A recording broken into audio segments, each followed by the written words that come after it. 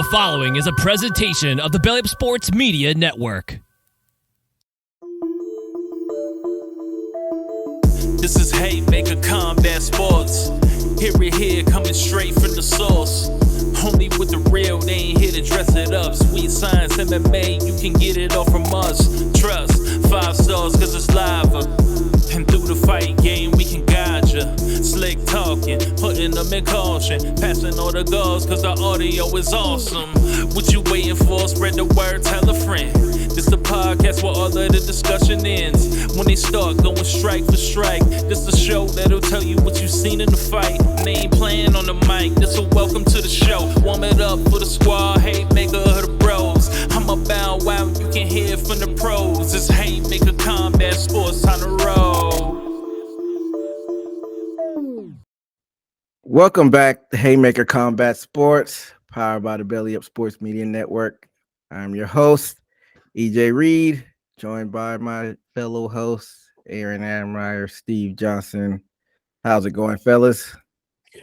It's storming. I don't know what your guys' weather's like over there, but we got a tornado watch. The sky is green. The wind is blowing. The thunder is rumbling.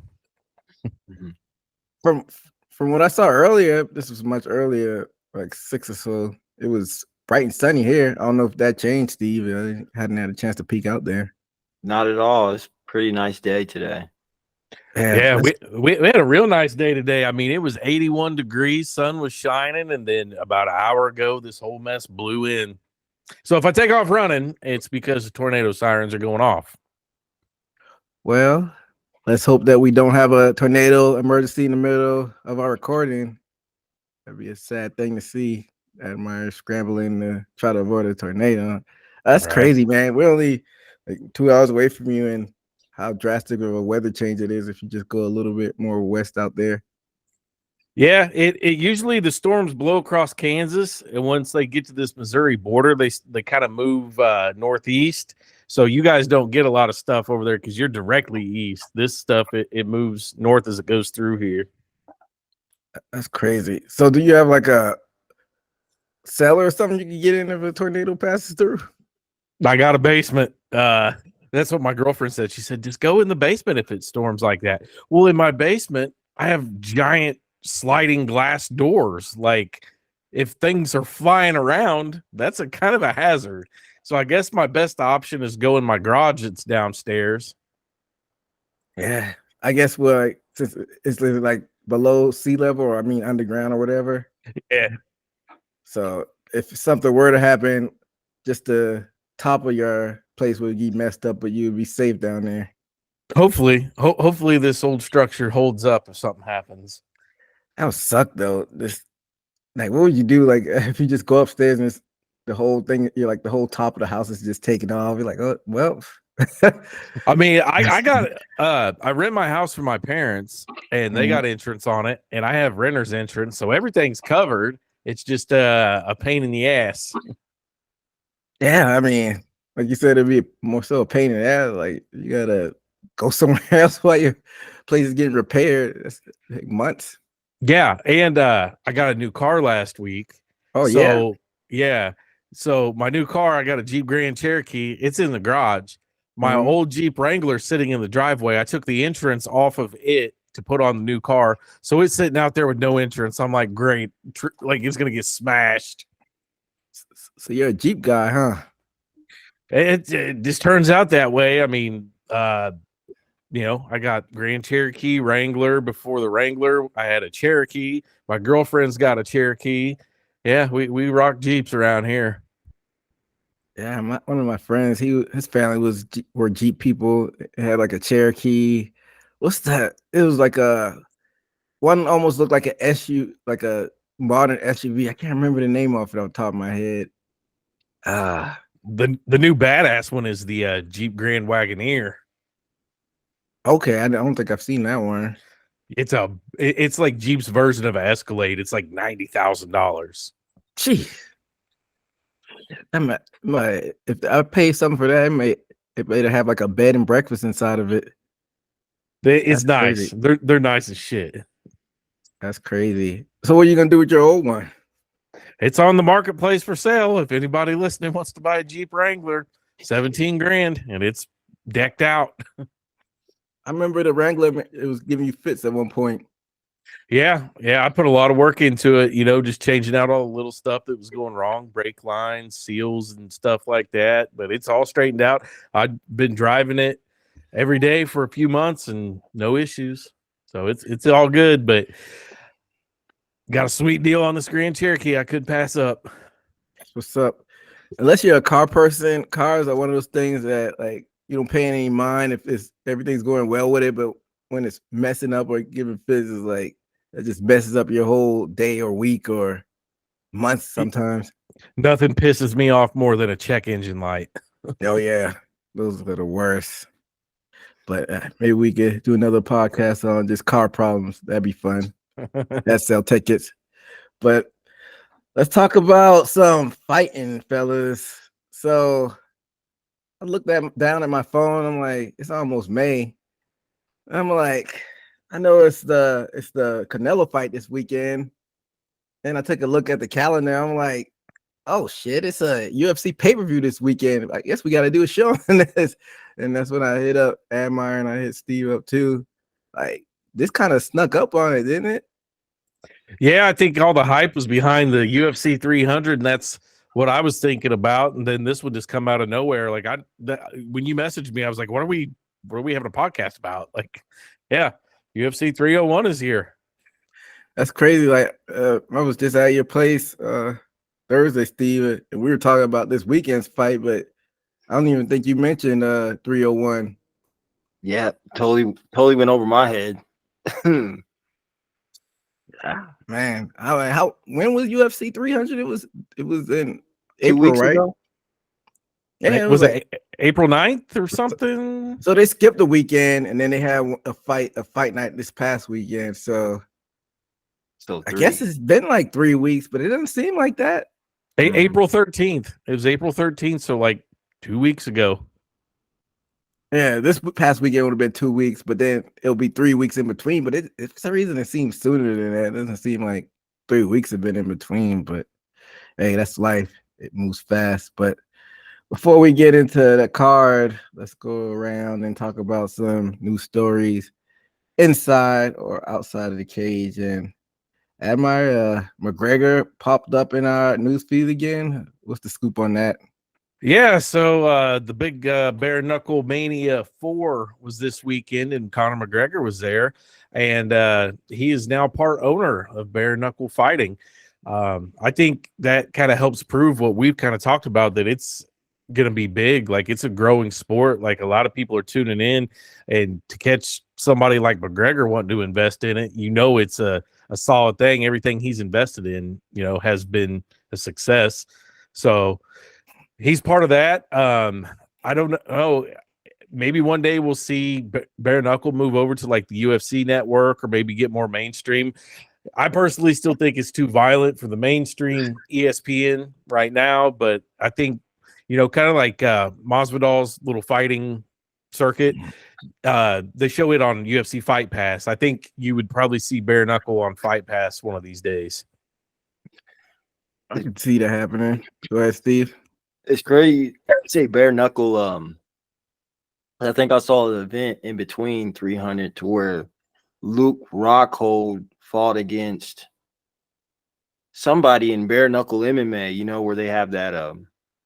I think they had the dome with Anthony Pettis, and he fought somebody. And I don't know if they're going to incorporate that into buying that out. Because it's nowhere. I don't think it's near as popular as MMA. Bare knuckle boxing, but we do get to see a aspect of bare knuckle MMA in that league, and I can't remember what it's called. So I just pulled it up. It looks like it's called Karate Combat. Yeah, and Luke Rockhold, he beat Joe Schilling. Joe Schilling used to be like a badass kickboxer. Mm-hmm. Yeah, I remember you were telling me about watching that live when you went up to that live, Steve. Yeah, and it's crazy. Some of these events go under the radar. maybe they'll get more publicity to get more, promotion.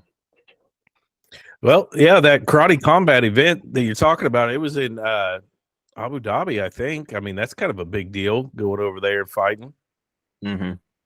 Yeah, it is. And got the knockout, Luke Rocco. So that's what's up. Well, he better stay on that side of the fence because he hasn't been faring too well in MMA. So maybe karate is his new thing. Yeah. And just because we mentioned bare knuckle, I got to say, Platinum Mike Perry does it again, man. That dude is the king of bare knuckle. I mean, he found the right sport for him just to stand and trade. He beat former UFC welterweight. I think he challenged for a title at the welterweight, Thiago Alves. Oh, yeah. I remember Alves. Yeah, he was a really good fighter back in the day. Big welterweight. But you know, Mike Perry took him out this weekend. Some other UFC fighters from the past was on there. You had Ben Rothwell on there. He was a heavyweight. He beat Todd Duffy. If you remember who Todd Duffy is, I think he got smoked in like 7 seconds one time when he fought, but he was a big, just ripped heavyweight for the UFC. He even made the cover of like one of those weightlifting magazines. He was just a ripped ass dude. So bare knuckle, I mean, they put on another good event. You know, Mike Perry shines. I didn't know he was fighting. I would have checked it out because sometimes it's a hit or miss for the BKC as far as name value. And if it's a few names that I recognize, I'll definitely watch it. But I don't know who's in control of their marketing, but it can't be that great because it seems like we always end up talking about them after the fact, or one of us is just like looking for something to watch on a Saturday night, and it's like, oh, hey, bare knuckles on. Like I don't think I've ever planned out to watch a bare knuckle. I've just stumbled on it. Like they need to do some more advertising. And maybe that's where McGregor steps in and is almost like I won't say poster child, but like a spokesman for it and get it and has it out there. You know, he has a good social media presence and marketing team. So maybe now that they have him on deck, that they'll be able to promote a little bit better. Because I think what's hurting them right now, they don't really have a network. I think all of the events they put on are pay-per-views, you know, which, you know, if people are living check to check, they're not going to be buying their pay-per-views every month. And I don't know, I could say the same thing for UFC because they got pay-per-views every month. But you do have those fight nights in between where you could draw in the people that don't feel like paying UFC. But I don't think BKC has anything like that yet. But did they give details on his ownership or from the thing that you saw, Admire? Let's take a look.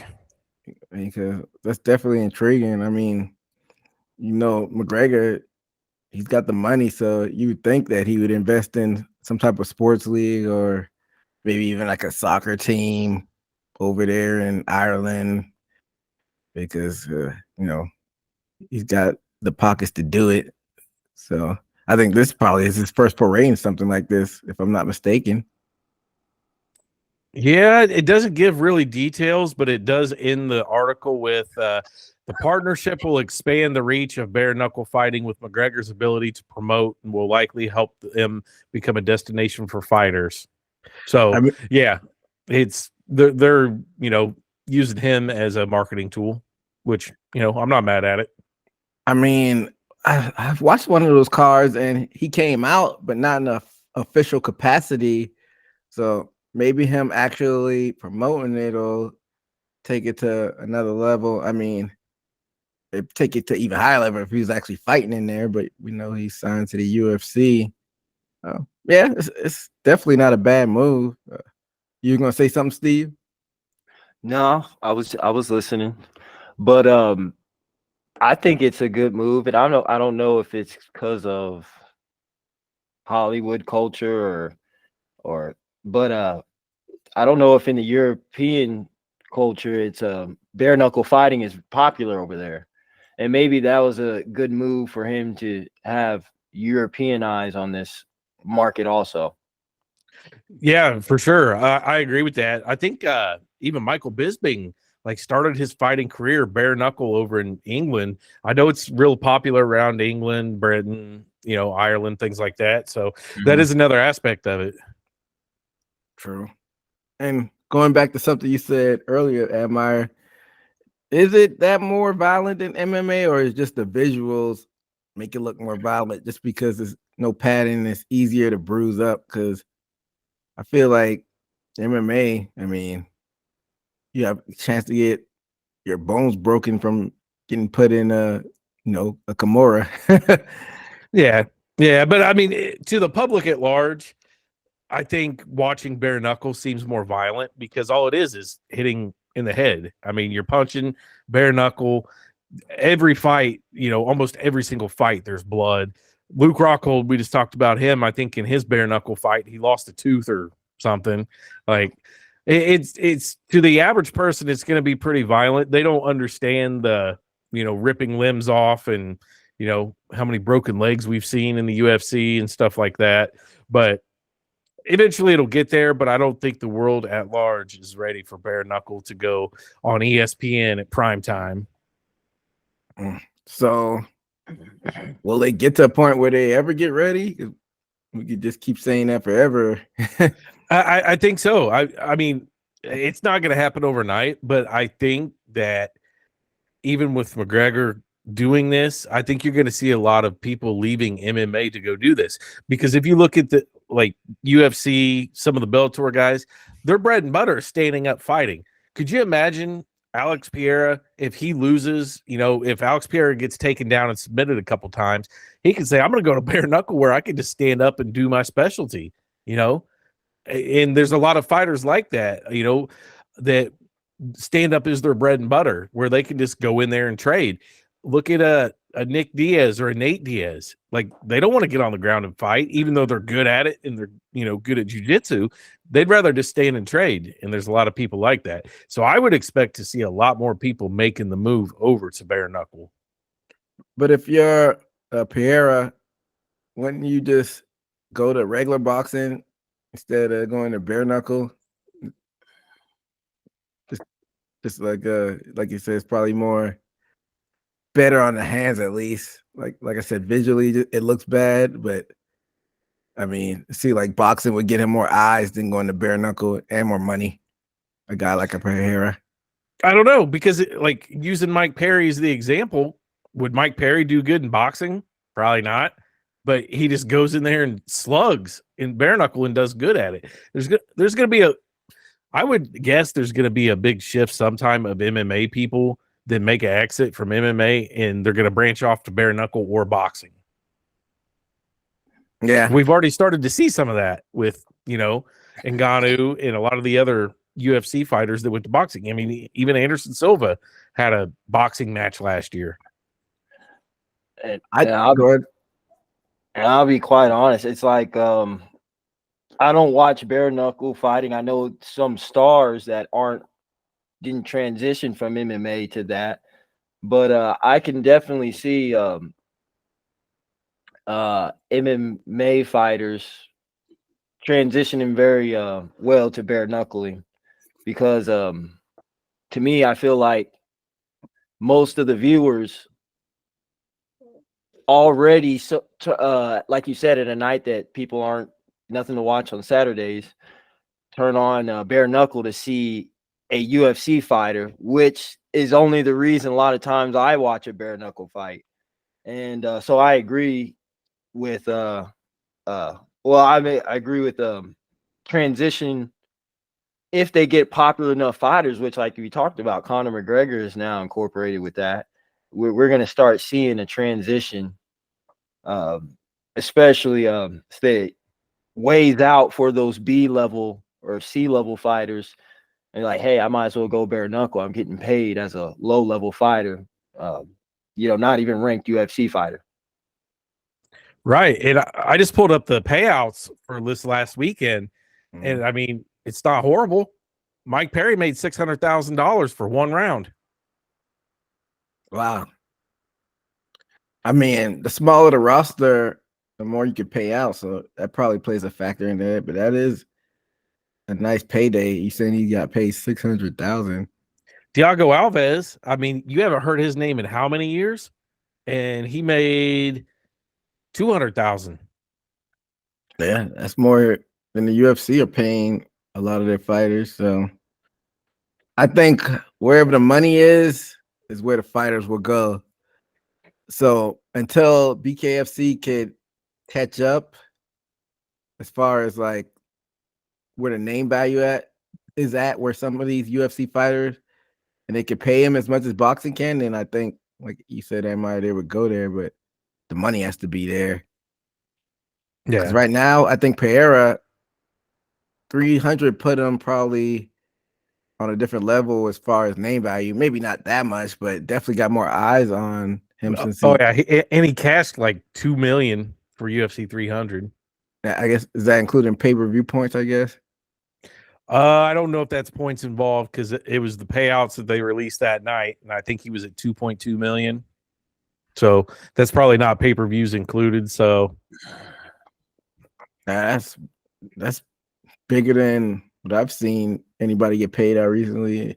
Maybe that's because it was 300. Even McGregor, I don't think he's gotten paid that much. The show, if I might be mistaken.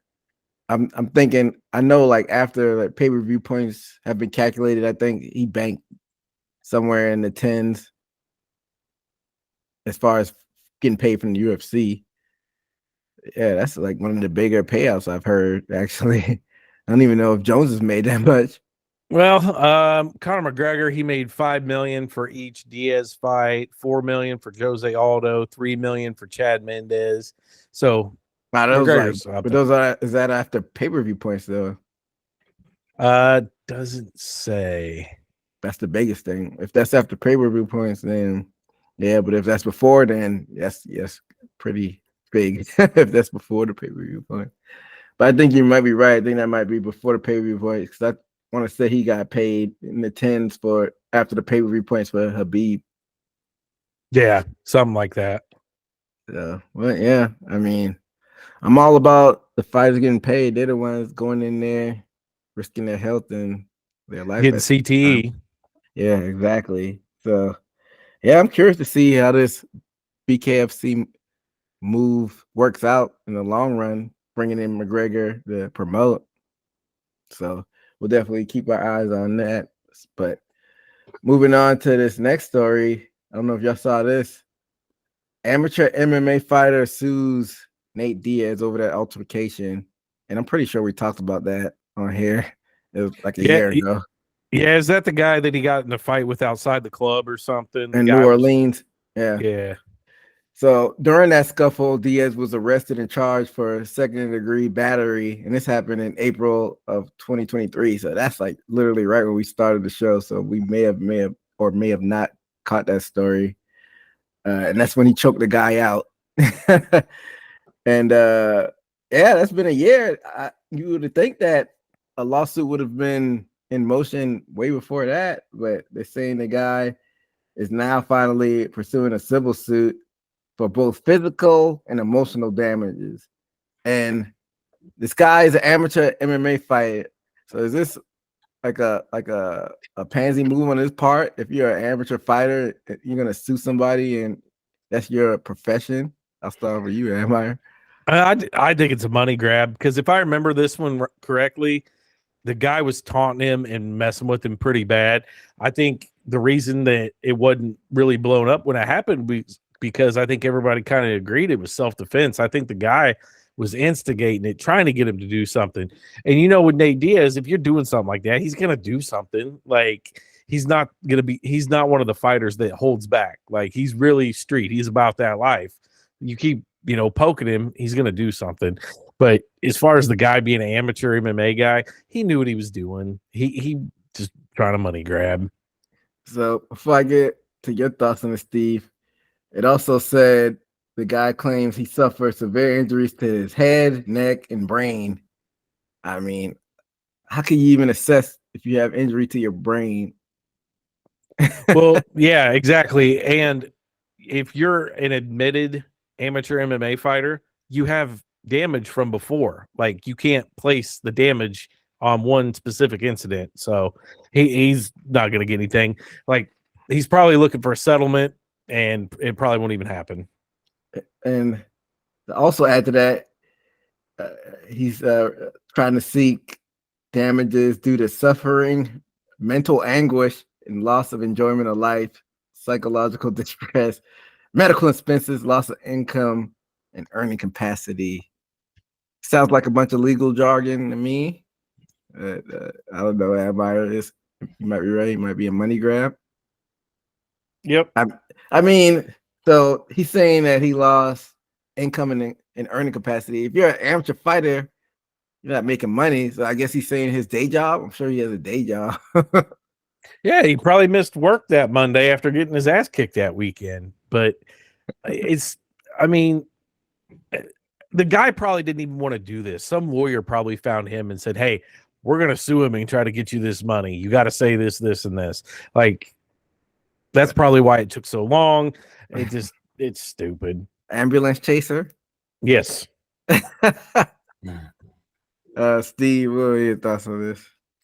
Yeah, I was about to say I would have to see the details in the context, but after that description, man, to be an amateur fighter, to have that boohoo alibi, man, I mean, I can't take him seriously.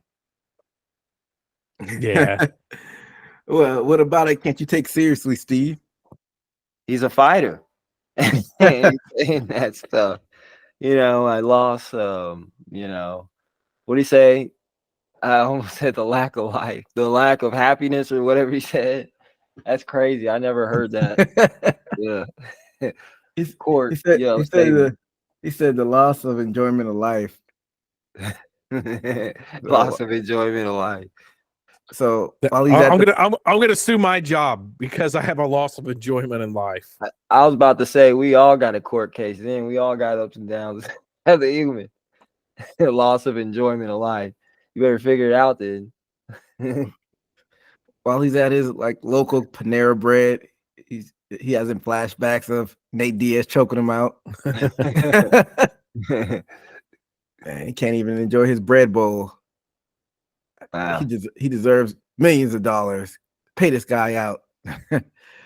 Yeah, but so y'all think this is a trend? Y'all think y'all see more people trying to antagonize fighters and egg them on to try to sue them, or you just think this guy was an idiot? I bet you every marquee fighter has had this happen. Like, I guarantee you John Jones has had people approach him in public and try to fight him. Like Conor McGregor. Like, it's the society we live in. Everybody's going to try to do something to get a fighter to react so they can sue them. That's all it is. But that does lead into another story that I did have for the news. Shoot. Do you remember in UFC 300, Sarukian's walkout, and there was kind of a scuffle with so the athletic commission voted to withhold 20% of his pay to fine him for that. And I heard that the fan that it happened to was talking about suing him. I mean, if you egging these fighters on, you don't have that much of a case once they actually take it to trial if it gets that far. So to the fans out there, don't be an idiot. And I remember seeing that story, and I remember his quote from that. He was like, "You can't talk." He's like, you know, I forget what country he's from, so there's a little bit of a language barrier. He's like, "You could say things like that to me when you're all the way up in the rafters, but if you're in my face, you can't say that to me." So yeah, it is what it is. Yeah, I mean, it's just the world we live in. Everybody's sue happy and wants to make the quick buck. That's why people talk shit to fighters. That's why people talk shit to pro wrestlers. You know, people even do it to, football players and baseball players, just trying to get them to react and do something that they can sue for. So, fuck them. I think you're right, especially from our age and older. When in the 90s, America got sue happy with the woman spilling the coffee at McDonald's, but she deserved that money. If you go back and look at that story, just because, the coffee was hotter than it was supposed to be. That's why she won. Yeah, but I digress. But yeah, but I think for the generation like your son Devin's age, I don't even think they were thinking about that. I think they just thinking about clout chasing and going viral and Yeah, they everybody's don't even looking for think about suing. that viral clip, and too many of them are, what I call the gaming generation, where they're used to talking crazy shit on a headset with no repercussions. Like they get out in public and start talking crazy to people and act surprised when somebody tries to throw hands on them. Like that's the real world. Like you can't do that. Yeah, so I think you're right, but I think it's a combination of people being still happy and then the clout chasing generation for the younger kids, and everybody just mind your own business and you won't get Leave punched people in the alone. face. Yeah, leave people alone. But only one other story that came across my radar. I don't know if we talked about this because I remember we ran through all of those new fights that got announced last time that we did an MMA show, but did we talk about Jorge Masvidal? You got a slightly better memory than me. What's going on with him? The only thing I know of is him and Diaz are boxing. Nah, he plans on making his return to the UFC. All right. I mean, he's an exciting fighter, except for when he's not. I mean, it's hit and miss with him. You never know what's going to happen. He talks crazy shit and then he gets beat up a lot of the time. He got a lot of clout off of the BMF fight with Diaz with the knockout of Askren. But other than that, can you really name a highlight Masvidal fight? Besides the Askren fight, Yeah, besides Askren or Diaz. the Maybe the Till. yeah, That's I was gonna say Darren Till. But wasn't he losing most of that fight? Hell if I know. That was 5 years ago. Over 5 years ago. Yeah, I think Masvidal was that. losing most of that fight, and then he came back and knocked out Till. But like, what other fights have Masvidal had recently? Didn't he go against Usman? And got slept. And didn't he go? Who else didn't he go against Edwards? Didn't they throw him in there against Edwards? No, we still got to see that fight though. So that's what I'd be down for him to face Edwards, just because he gave him with a 3-piece in the soda backstage, Steve, if I'm not mistaken. I remember that. So yeah, but not while Edwards is the champion. Hell no. I don't want to see Masvidal get a title shot. But and then remember he fought Colby, and Colby just owned him the whole fight. Usman schooled him on the Burns. ground, and then the next fight he slept him. He fought Usman twice in a row for some reason. And what you said, Burns, that was his last fight before he left. Yeah. I mean, there's always going to be a spot for a fighter like him because he throws hard. He knocks people out sometimes, but when he's on the losing end, usually he gets beat dominantly, whether it's on the ground or knocked out.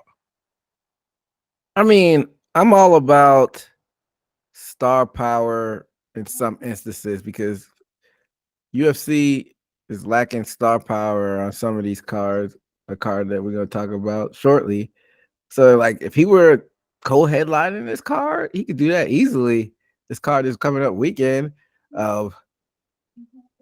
It'd have to be, I don't want to say a softball, but it couldn't be like a contender, but like a fun fight. I mean, I don't expect a lot out of Masvidal at this point. Well, let's see. Let's look at the top 15 in the UFC and see if there's anybody that you think he should go against towards that back end. It has to be way back in. So you're 10 to 15. You got Jeff Neal, you got Buckley, Neil Magny, MVP. That's the fight I want. MVP and Masvidal, Luque and Kevin Holland. I wouldn't be mad at any of those fights, actually, especially the Neil car wash, because everybody's got to face one of those Neils when you're knocking on the door. Any of those fights will be fun. I mean, if I were a ranked fighter, I don't know. I wouldn't say that. I was going to say I wouldn't want to waste a fight losing just in case if you did lose to Masvidal. But I mean, you're gonna get that rub just from eyes being on it. So if you think it's an easy fight, then why not take it? But we hadn't seen him fight in lightweight in a while. What's the 10 to 15 in lightweight? He could still make that. Lightweight, you got Bobby Green. That'd be a fun fight. RDA, Benoit St. Denis, Jalen Turner, Dan Hooker. Throw him and Bobby Green. Like, I'm down for that. Oh yeah, I like it, at lightweight. I like him and Bobby Green. At welterweight, I like him and MVP. I would want to see that fight, him and MVP, and that's definitely something that would sell a few more pay-per-views.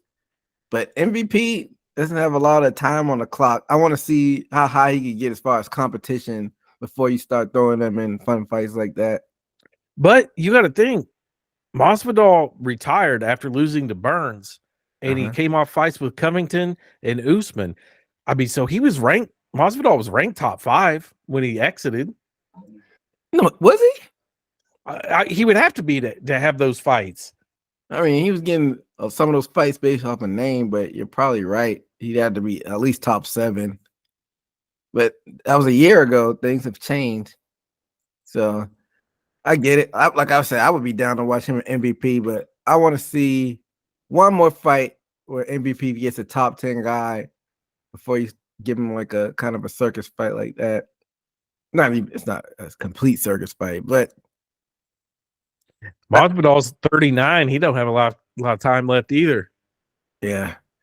I mean, what Masvidal, what the MVP side of things, I don't know I never know where you're gonna get with him. He's kind of got the Anderson Silva syndrome, like where you might get like some exciting stuff, or you might get a fight where he's just dancing back and forth. So I don't know, but I don't know. What do you think, Steve? Yeah, he's a iffy person. His records, and I was looking at a Usman clip, him going into the second fight, and he pulled up his record, and it was a question why he was even getting a fight with Usman at the time. Like I said, it's about like you said, EJ, about star power, and I think he might use that privilege coming back. Yeah, I mean, if UFC smart, and they haven't really had a statement on their part or whether they are gonna bring him back, but I don't see why they wouldn't. Like, they've got some 40-year-olds on the roster, but if they're smart, they would just have them headline one of these pay-per-views that are lacking star power and just see what happens with it. But you know what they could do? What could do? What's that? George Masvidal used to hold the BMF title. Him and Max Holloway at lightweight. From what we saw with Max Holloway and Justin Gaethje, you just want to see Masvidal have one match and go right back out the other door, I guess.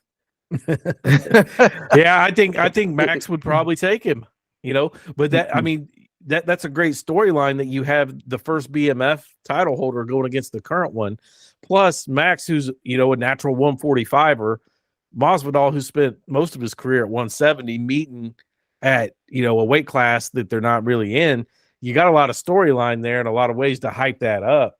And they're going to stand up. They're really not going to go for any takedowns. They're going to stand and trade. So it meets the BMF criteria, that could be fun. I know in his most popular days he was at 170, but Masvidal, I think he's a 155er for most of his fights before he blew up. But he's older, so he probably gained some natural weight, but he probably should be at 155. He probably just doesn't feel like cutting weight like that. It is elder statesman.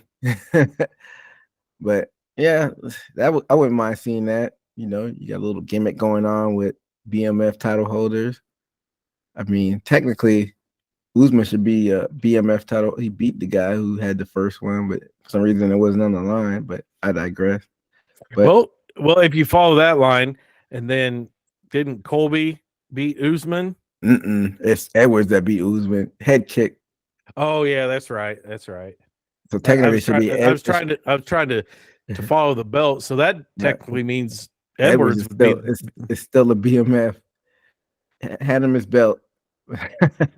But yeah, I mean, I wouldn't be mad if he did, but I'm tired of fighters talking about it. If you're gonna do it, just announce your next fight instead of going in there and talking about hypotheticals. But fellas, let's finally talk about this card that's happening in this weekend. UFC 301 coming live from Rio de Janeiro, Brazil.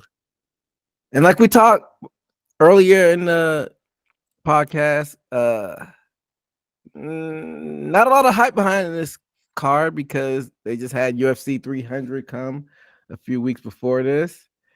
And this looks like is placating more towards the local fans because if you look at the card, there is a lot of Brazilians on this card.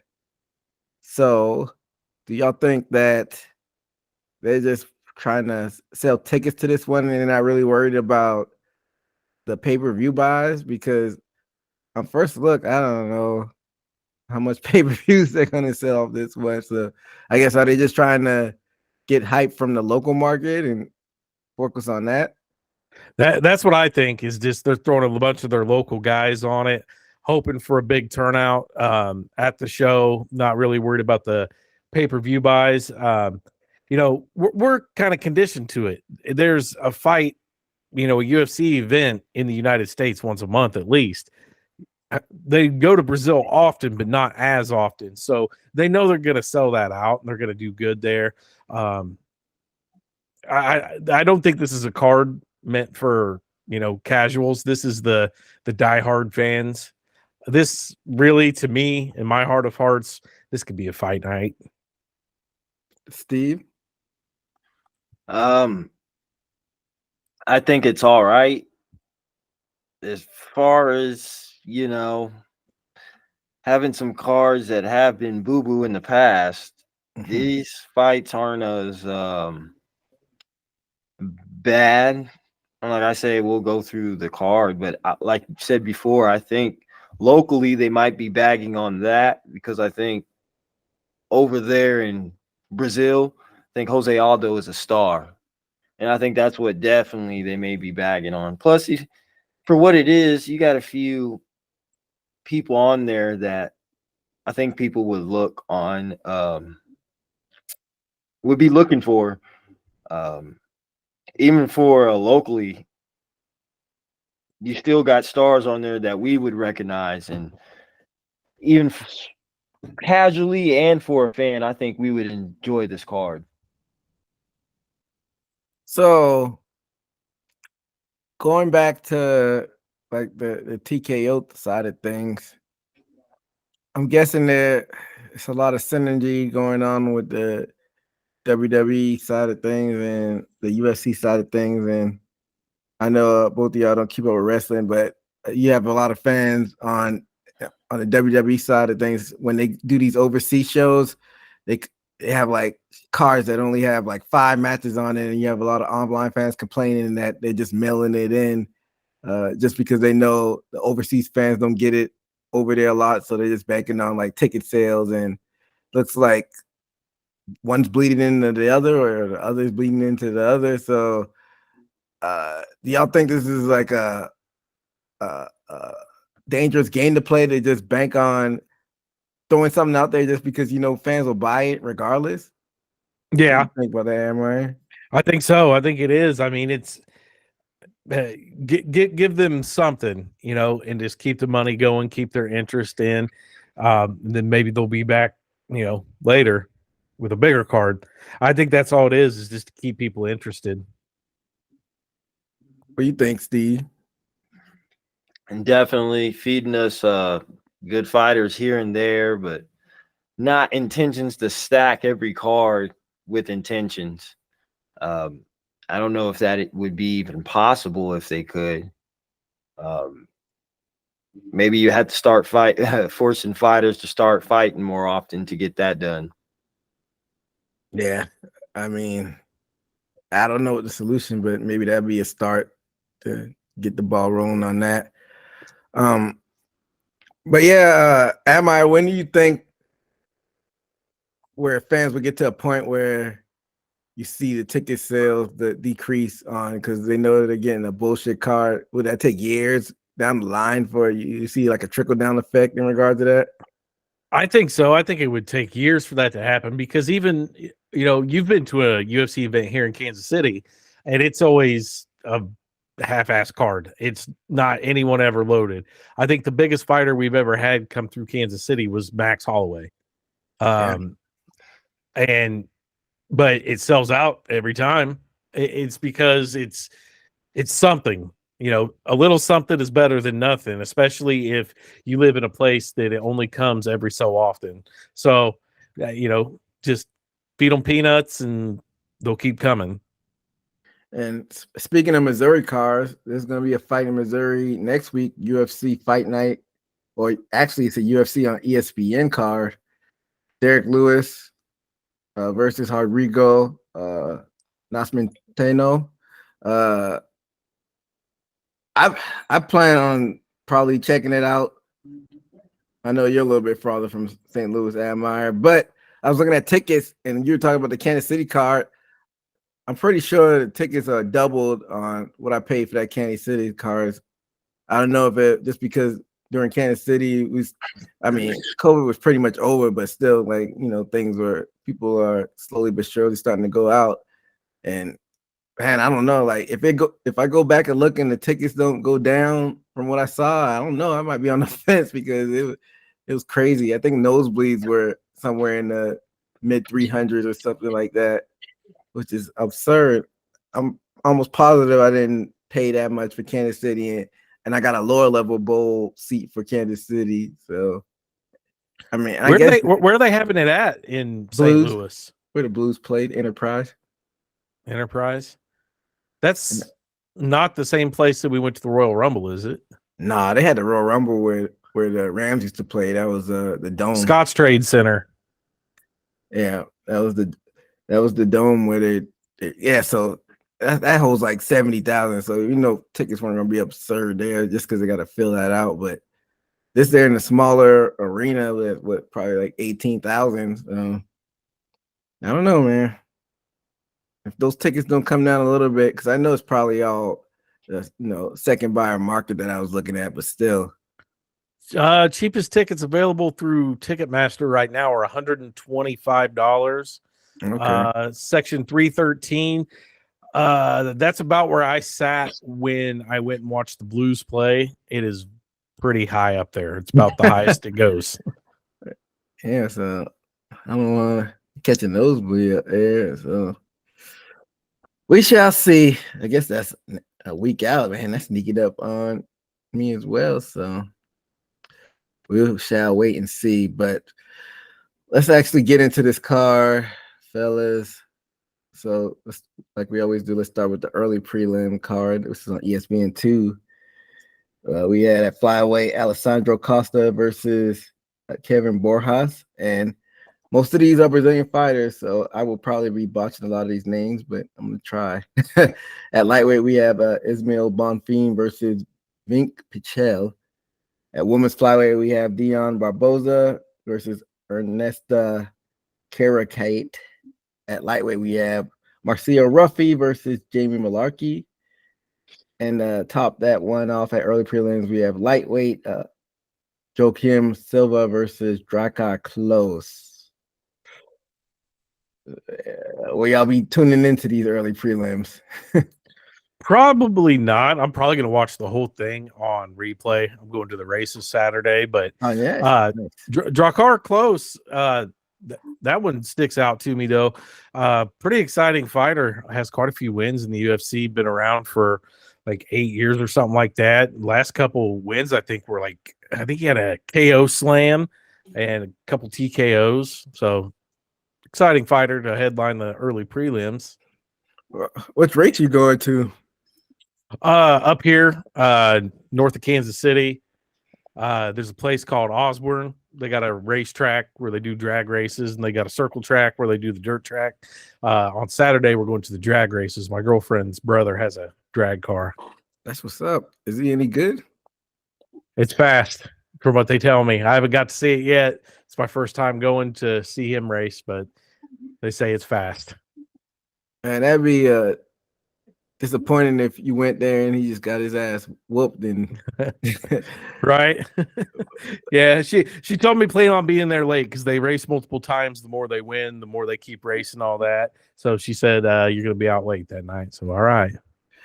Are they racing for fun, or are they like racing for pink slips? Like Fast and the No, Furious? they race for money. They win Oh, money. nice. It costs so much to get in and all that. So Nice, that'd be fun. You might have more fun that and watching some of these prelim fights. So well, I'm probably gonna get on everyone's nerves because I'm gonna do nothing but drop Fast and Furious quotes. it's all about family. Yep, and I'm just gonna be like, "Oh, is that guy running a spoon engine? Like, is that Hector?" Funny shit. Steve, you planning on watching these early prelims? Probably so. I was interested in Jamie Malarkey, but I forgot he lost as far as being a prospect. So, I might catch that. And Drake R. Close, I remember him from the Beneil Dariush fight, and how he almost, I could say how he almost got him out of there. Mm-hmm. And he always stuck out to me ever since then. And of course, the incident with Jeremy Stevens, he's about to fight him, and he pushed him, and I guess he said he got concussed from that. So I don't know, these are things that stick out in my mind about him that, I look out for certain fighters I recognize. For sure. So I may or may not get to watch this live. Probably not. It depends on how my Gamecocks do against Missouri on Friday, because I plan on going to that game, and it's a weekend series. So if we could beat them Friday, then I probably won't go on Saturday and watch the fights. But if we lose on Friday, I might have to go back to the game on Saturday. We'll see. Even though Bears are ridiculous. I went to a college baseball game last weekend. The beer was like $12 for one beer. I'm like, man, what is going on? Damn. Like, you can't even get a buzz. Like, what's the point of even buying like alcohol at these events? You might as well just buy a regular drink, because you're not gonna get a buzz off of one drink. But the economy, that's a story for a different day. But let's get into the prelim side of things. At featherweight, we got John Silva versus William Gomez. At lightweight, we have Elvis Brenner versus Maitabek Orobai. At women's strawweight, we got a familiar face, Carolina Kowa-Kwick versus Asmin Lucindo. And then to top that one up, we have at featherweight Jack Shore versus Johanderson Brito. Admire, where you go back and look at the regular prelims. I'll probably go back. I want to see if Carolina is really back. She went on a 5-fight losing streak a while back, and now she's on a 4-fight winning streak. I want to see if she's brought it back all the way. She was always an exciting fighter. She had a lot of success early in her career, and then just kind of hit a skid. Ran into your Andrades, Watersons, and Grassos of the world, and yeah. But you gonna be watching the prelim, Steve? Yeah, maybe so. Like I was interested in Carolina too, and I might be mixing up my fighters, but I swore she got cut, and I don't know, she must pop back up. Yeah, I don't think she got cut. She never did, but she probably should have been cut. I mean, I feel like she was one of the original women that they were marketing in strawweight back when they first launched the division, and I think they were banked on her being good because I think they wanted to market on her looks, which I don't know. I mean, that's up for the listeners to decide whether that's a good or bad thing. And she just never panned out with actually translating in the octagon, and she could never get that signature win.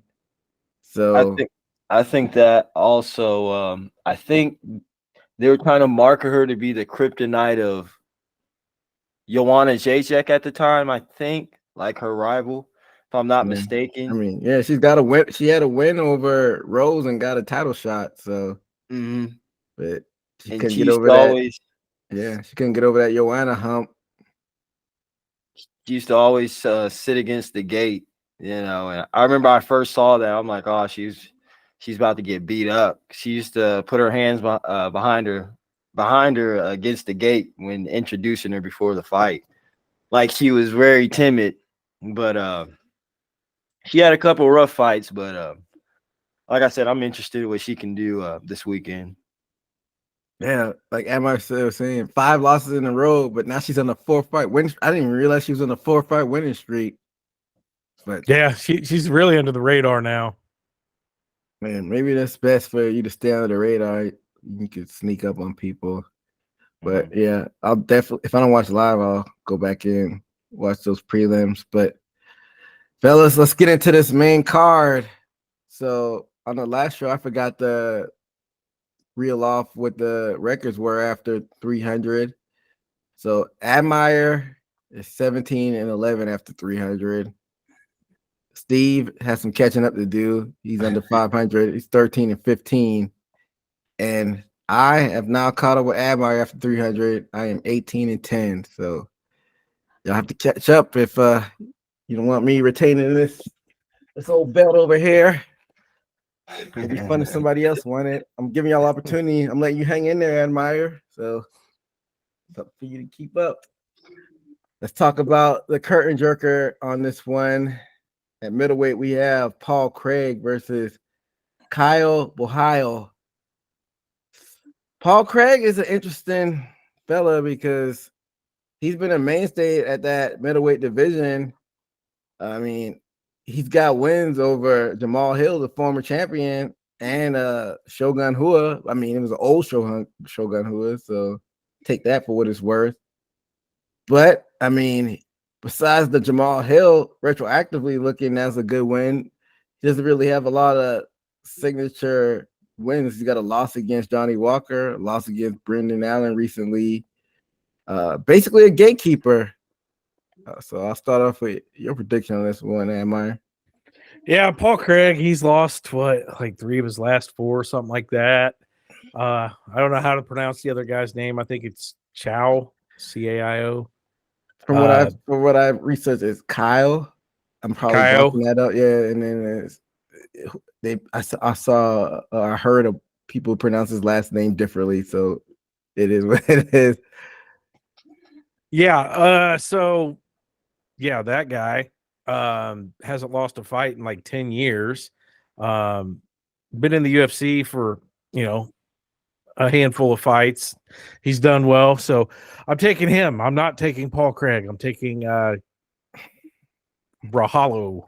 All right. I might have Kyle. Steve. I'm going with Kyle, although Paul Craig can get you in trouble if he gets you to the ground. I don't think his expertise is getting people to the ground. Kyle, I don't know. He reminds me of a Paul Acosta for some reason. Yeah. And he goes in there, can choose to do a firefight too. So I like his style. So I'll go with Kyle. Yeah. I want to say Kyle, he put on the glasses after a fight. He was like trying to be dressed up like a nerd. I might be mistaking him for somebody else. But from the fight that I saw him partake in last time, he looked good in there. Yeah, I'm not gonna go against the grain on this one. I'm gonna go with Kyle on this one, and I don't know. Like I said, I think Craig has pretty much hit his peak, and he might just be the perennial gatekeeper in this division. But let's talk about this next fight. A guy we saw fight not too long ago. One of the more entertaining people inside the cage. At middleweight, we have Michelle Pereira versus Ihor Potieria. Admire, what are your thoughts? Okay, so this is interesting to me. I love Michelle. Just exciting as shit. But the guy that he's fighting, this Ihor Potieria, I've never seen this before. His next fight is already scheduled. He has another fight next month. I've never seen that before either. Yeah, they have him set up at this one that we're talking about, UFC 301, and he's fighting one of the Magomedovs June 22nd on a UFC fight night. That's probably to be determined, because if he gets fucked up in this fight, I'm sure that fight will be canceled. Or is the UFC just like, this dude's gonna win? Like, we already know he's gonna win. Let's already get him another fight. I don't know, but I can't bet against Michel. Michel is, to me, one of the most exciting fighters out there. He doesn't always win, but I guarantee you have a good time watching him. Interesting. And I'm looking at this guy. I mean, he's got some losses in the UFC.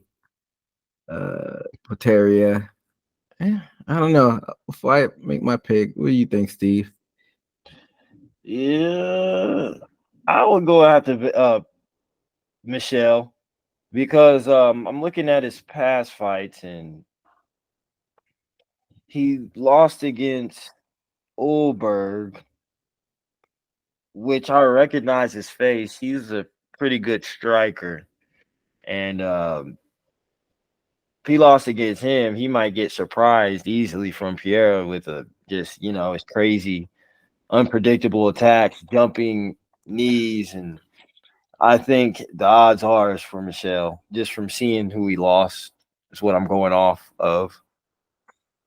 So both of you have Michelle Pereira. Yeah, I mean, another one. I'm not gonna go against the green.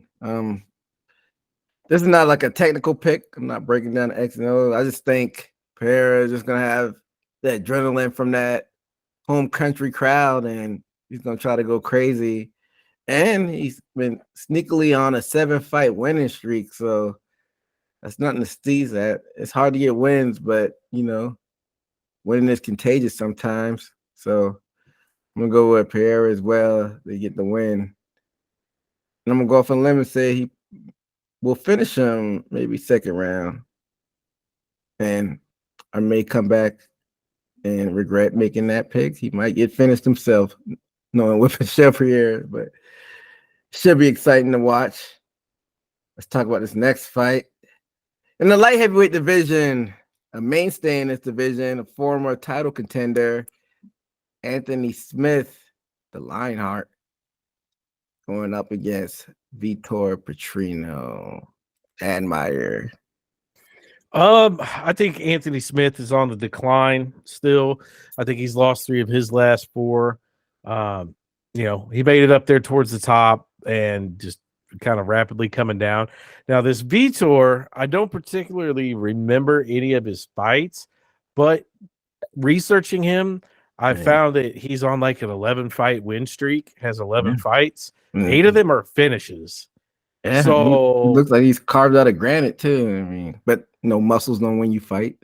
Yeah, so I mean, with all that, I got to take this Vitor. I'm going to roll with him. I'm expecting Anthony Smith to take the loss and probably maybe think about retiring. Yeah, sometimes I'm all about retiring fighters when they just start to go on these crazy losing streaks, but maybe it's a little biased because Anthony Smith is my age, and if he retires, that means I'm looking at my own mortality too. Because he's literally a week younger than me. But before I get to my pick, what do you think, Steve? Definitely. What's his name? Not Anthony. Vitor Petrino.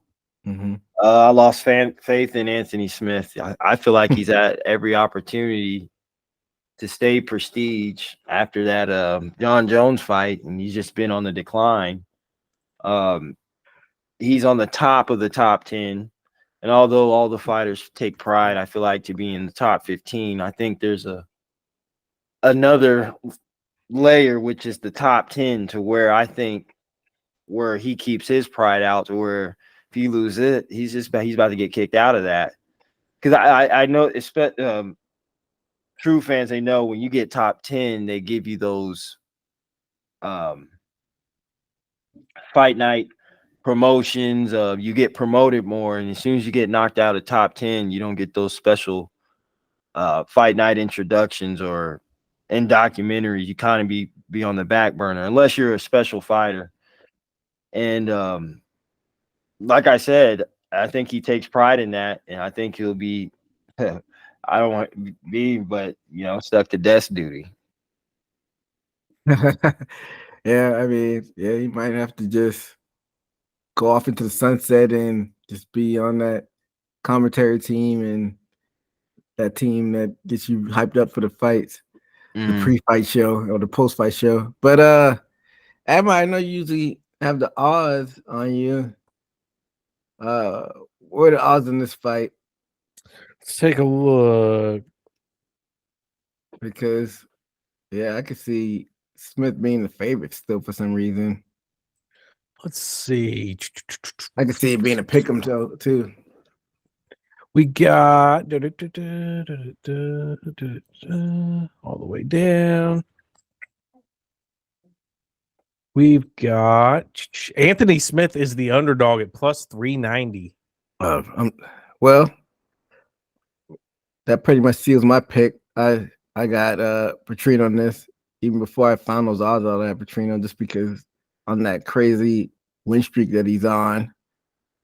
And I mean, Anthony Smith, I don't think he's completely shot, but he's not in that top echelon in the light heavyweight division, because I think that's where where you just see, if you were to just look at his record and see losses and not really dive deep into who he's fighting, and you'd be like, oh man, he's on the decline, like Amar was saying. But look who he's losing against: Glover Teixeira, former champion; Rakic, contender; Ankalov, a monster and a contender; Johnny Walker, unpredictable fighter; Khalil Roundtree, I think he's gonna be getting a title shot soon; and then John Jones before that, the GOAT.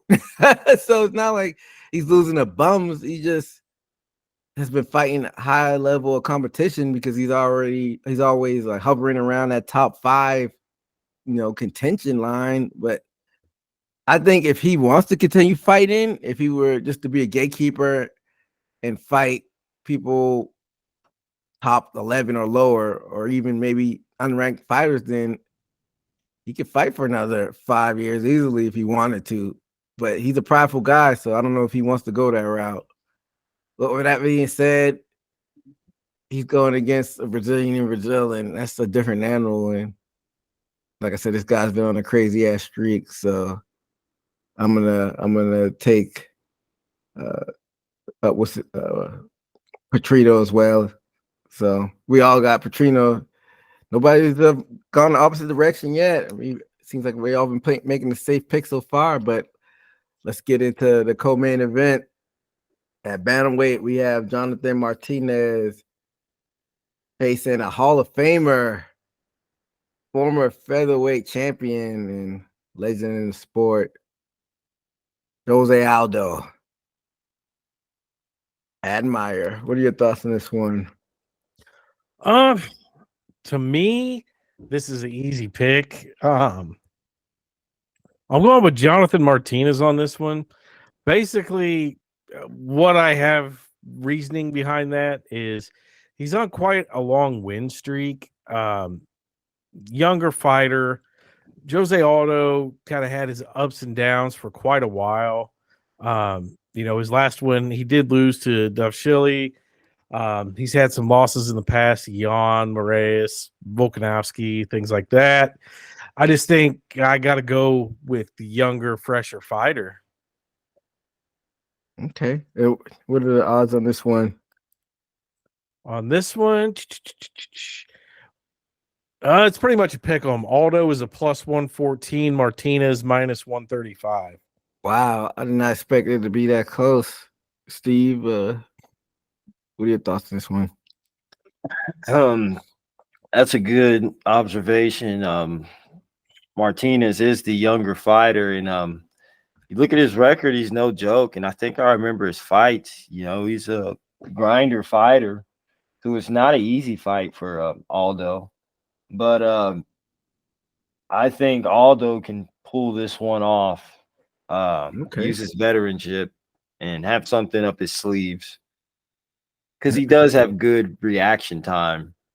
Uh, although that diminishes when you get older. Who knows if it has yet.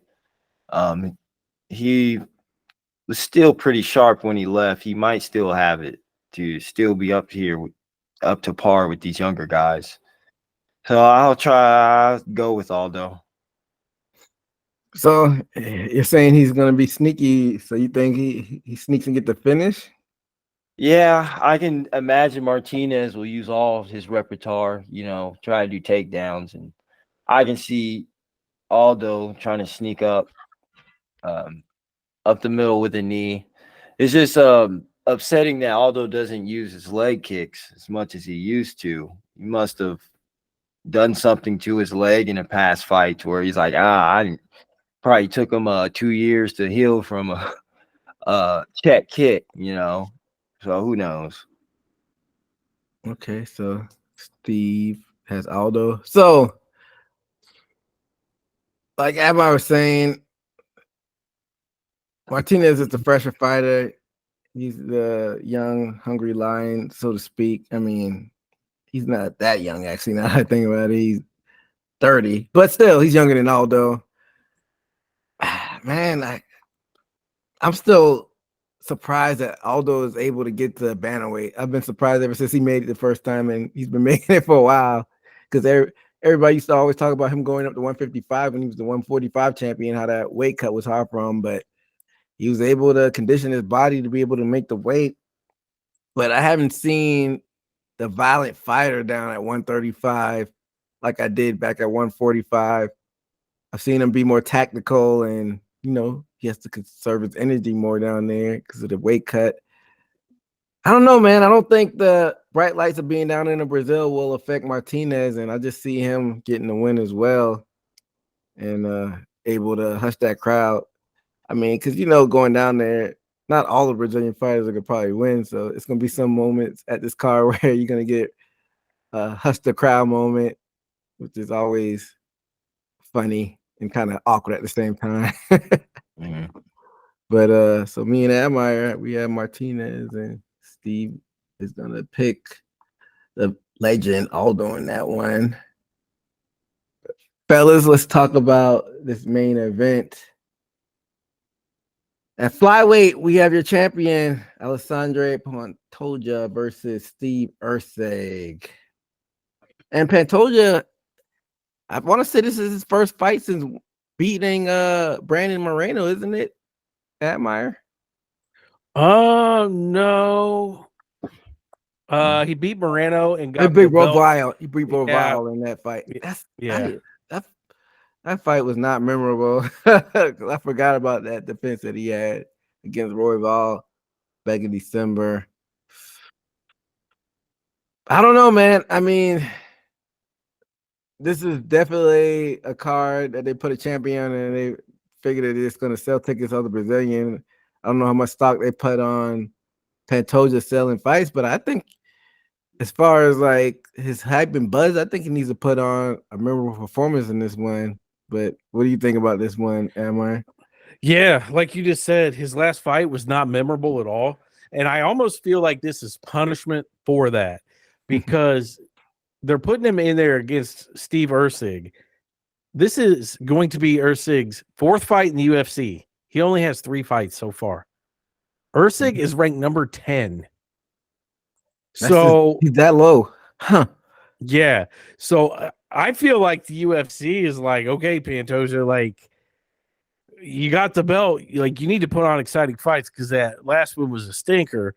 And you know, maybe they throw him a lower ranked guy, hoping that he could put on a spectacular, dominant win in front of, you know, the Brazil crowd, something, because this fight doesn't make any sense to me as far as rankings go, or anything. You know, when's the last time you seen somebody get a title fight, their fourth fight in the UFC? Steve Ursig, sorry to shit on him.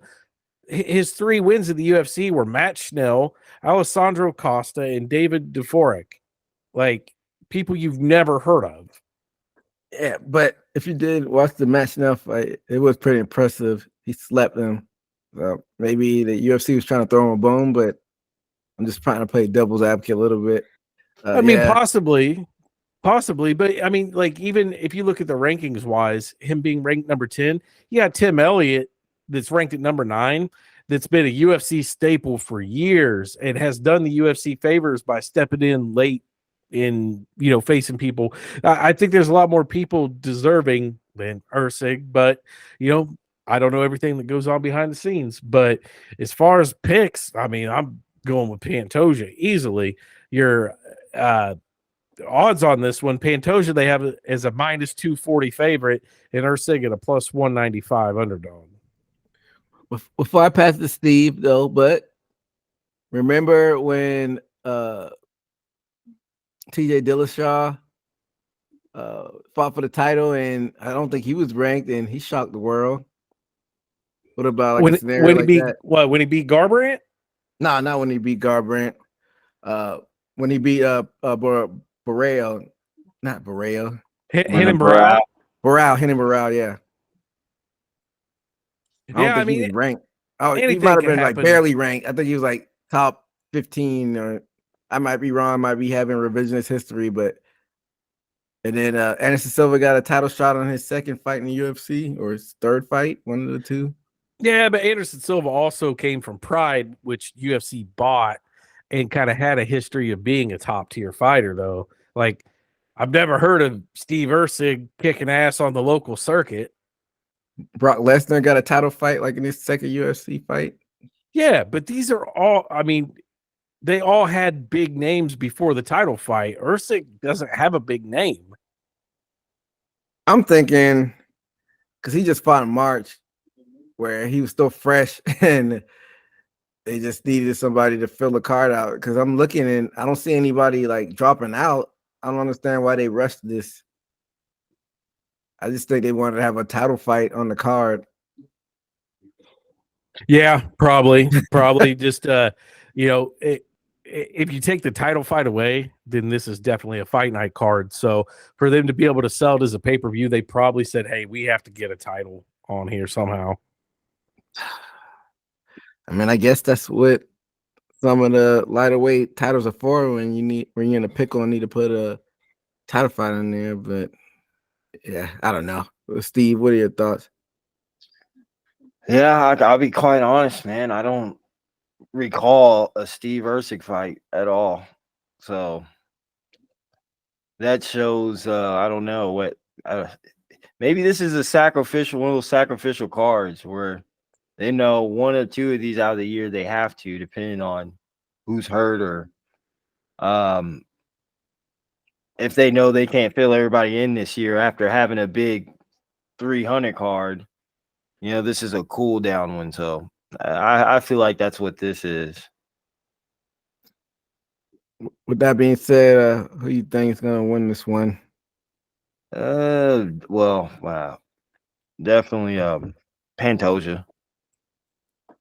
What do you see Pantoja's road to victory in this one?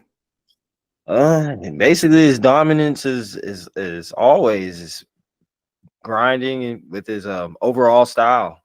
Grappling, takedowns, just a little bit of striking, mixing. I have to look at little Steve Ursig highlights to see what his base mostly is. But Pantoja. So Admire and Steve have Pantoja in this one. That's crazy. You said the odds were that close, Admire. You said Pantoja's only a -250 or something like that. Yeah, Pantoja they have at -240. Maybe Vegas knows something that we don't. So it sounds like Ursig is a live dog, but him being ranked number 10, at the end of the day, top 10, it varies in different divisions. Like it's a bigger gap in some divisions than other. feel like maybe the gap is closer in flyweight than it is other divisions. I mean, you're splitting hairs. I'm number 10 out of millions of fighters in the world or millions of people in the world, and it's probably a thin margin between number 1 and number 10. At the end of the day, it's what UFC wants to rank you, but you still got to put a little bit of stock into that. And I think Moreno is still one of the best in the division, and Pantoja just beat him. So I can't pick against that. I'm going to go with the champion in this one, but don't be surprised if Usyk makes it look ugly. And, stranger things have happened, but I'm not going to bank on that happening. So all three of us have Pantoja in this one. Well, it's going to be an interesting weekend of fights. I mean, not a lot of name value on it, but with these Brazil cards, we know the crowd is pumped up. So we may have a lot to talk about next week when we recap this thing. But we've come to the end of the show. And like always, thanks everybody for listening out there. Make sure to follow us on all the social media platforms, Instagram, X, also YouTube, and all other platforms. But that'll do it for us here at Haymaker Combat Sports. Until next time, be safe out there. Later.